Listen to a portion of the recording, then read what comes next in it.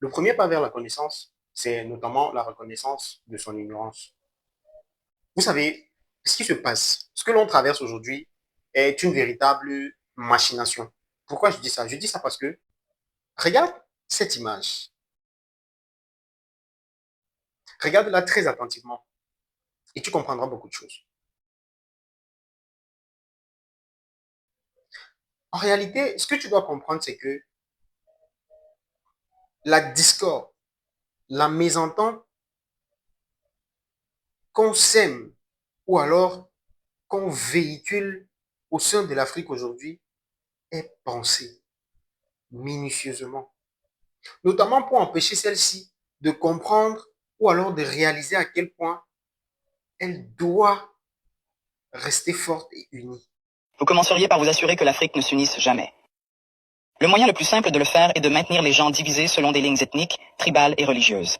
Ravivez les vieilles blessures. Financez les mouvements séparatistes. Maintenez les différends frontaliers non résolus. Assurez-vous qu'à chaque fois qu'ils font un pas en avant, ils en font deux en arrière parce qu'ils sont trop occupés à se battre entre eux. Vous installeriez des dirigeants qui servent des intérêts étrangers, pas leur peuple.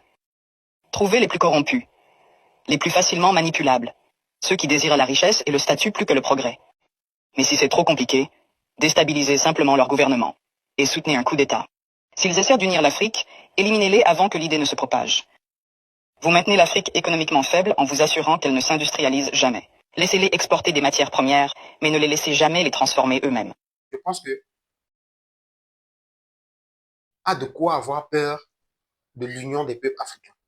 Il y a de quoi avoir peur. Parce qu'on parle là de l'un des plus grands continents, je dirais même du plus grand continent. Le véritable problème, c'est que nous sommes encore accrochés à notre ego. Nous sommes encore accrochés à notre personne.